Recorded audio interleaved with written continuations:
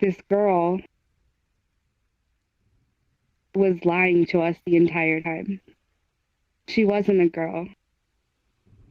She was a 30-year-old man who had been convicted of sexual assault. Before we continue this video, guys, I would like to say there are some things in this video that you might find disturbing and could cause offense to some people. With that being said, it is quite a sensitive topic, so if you are easily offended, probably just turn away from the video. And remember, if you want more of these kind of videos, please drop a like and drop that subscription with the notification on.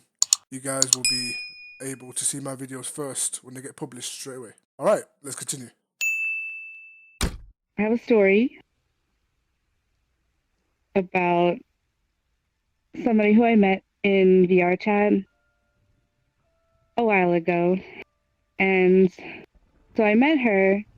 At the time that I met her, I was at a very low point in my life. And I was excited because the majority of my friends are all male. And I love all of my guy friends. Like, I love them. But I've always kind of wanted just to have, like, a friend who is female, who, like, kind of understands me a little bit better than the rest of the guys. We clicked, and I just basically hung out with her a lot, and she opened up to me, and she told me her story. She was mute. She said that it was because she had gotten into some accident, and there was something. So she was mute later in life. She told me about how she'd been sexually abused, and we related a lot to that. I ended up telling her my full story of, of terrible things that have happened to me in the past, and it was a very similar. We had very similar situations, so I felt like we bonded pretty quickly over that, and it was nice to have somebody there that I felt understood me after a while. After we told each other stories, it's VRChat, so when we would hang out with our friends, sometimes we would cuddle. She'd cuddle me, and like if I was having a bad day, she'd give me hugs, or vice versa. It was very sweet for a while, and then just started getting a little weird. It was a little weird after a little while, and she started telling me how she was done with men. She wasn't going to date any more men. She was done with them. Then she would take me to the side, and she would write with her pen, and she's like, "Have you ever heard of a love ends?" Just the way she went about it, it seemed really off to me. Some of my guy friends who were also friends with her, I guess they had an off feeling about her as well. So they did some research, they did some digging, and from the stories she told, and they were able to figure out that this girl was lying to us the entire time. She wasn't a girl. She was a 30-year-old man who had been convicted of sexual assault. And I think he also had like some pedophile charges against him. There was a whole list of just terrible things that this guy had done. And I know that there was something about pedophilia. I don't know. I know that they were charged with something. I think it was sexual assault on a woman. I'm pretty sure that was the thing that they were actually convicted of. But I know they had a list of charges. I don't know if they were convicted for them. There was a whole bunch of stuff on there, mostly pertaining to assault and sexual assault. I felt awful because I confided in them. I told them my story that I don't necessarily tell people. I got into like these gory details, and I kind of lost a lot of trust in, people that I met online. Because up till this point, I thought, like, you have to earn my trust. And I let this person in who wasn't a good person. And while I'm sitting there crying, telling them my story, thinking that we're relating on a level that, you know, I can't get with many other people. Like, were they just sitting there enjoying it? Like, if they had done the things to other women that were done to me, like, were they getting off on these stories that I was telling them? I felt so gross afterwards. And, you know, not only did this person hurt me, but, you know, they were lying to all my friends. They were lying to everybody. It was pretty awful. And now, I mean, I have a lot of friends in VRChat who I do truly trust, but I definitely refrain from opening up to people as much as I used to after that situation. After my friends found out about their real identity, they wanted to confront the person. They didn't want them to get away with it, you know? So what they found out that this person had joined me in the Great Hug in a public world. At this point I was very upset. I was in a Discord call with somebody else, and he knew that I was upset about it. It was actually the guy that I'm dating at the time right now, who I was with.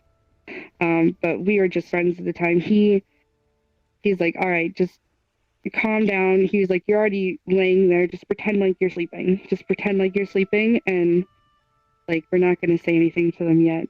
And while I was laying there pretending to sleep, knowing who this person standing behind me actually was, and they're, you know, petting my head and, you know, trying to be sweet, like, I was internally freaking out.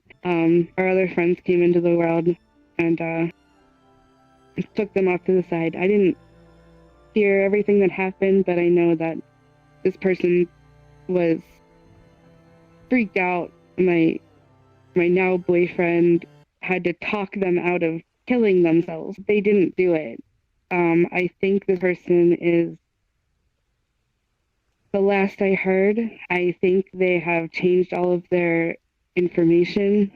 And I think they might be back in VRChat, but I'm not positive. I hope I never meet them again. I hope nobody else falls for it as well if they're still pulling the same bullshit.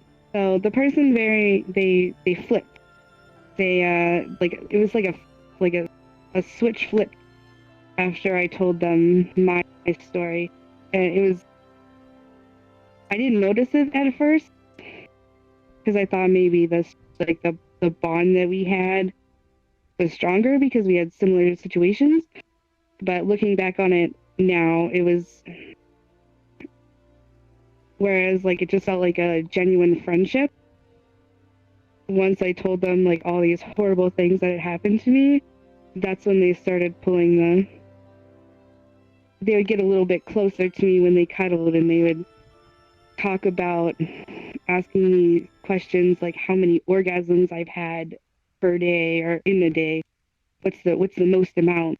Just like questions like that I personally wouldn't like just ask my friend out of nowhere. You know what I mean?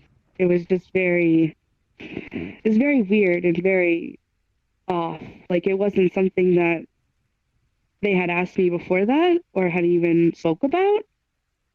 It was just very specific, weird questions about these just sexual stuff that I didn't know why they were asking that, you know? I think that they enjoyed, I think either they either just enjoyed getting close to people and they couldn't get close to people with who they actually truly were, because if people found out what they've done, obviously, you know, 99.9% of people would be like, all right, get out of my life. Like, I don't need that in my life. I think they like the fact that they could pretend to be a girl on VRChat and get that like attention.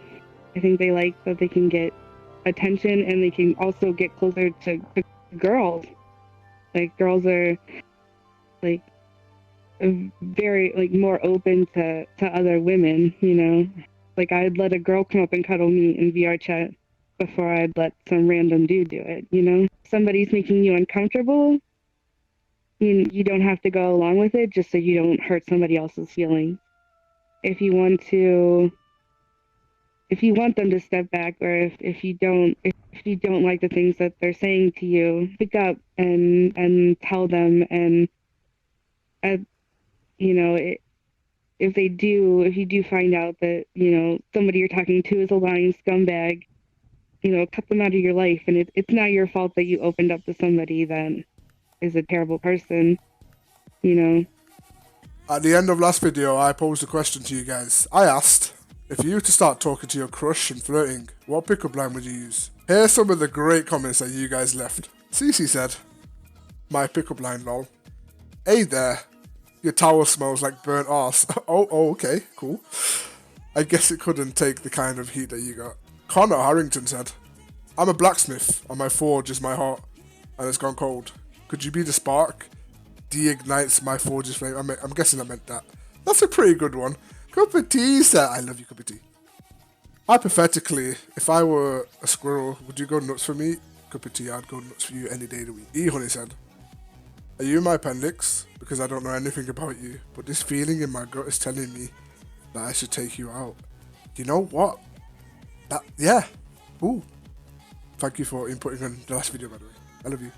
And last but not least, Mafum XO says, that's some epic rarity pants you got there. What's the drop rate? That's a really good one. I'm stealing that shit. Thank you for everyone who posted your comments.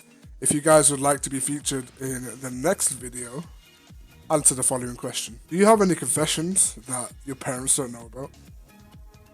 Answer below, and the best ones I'll pick out and I'll pop them at the end of the next video. Thank you guys for watching.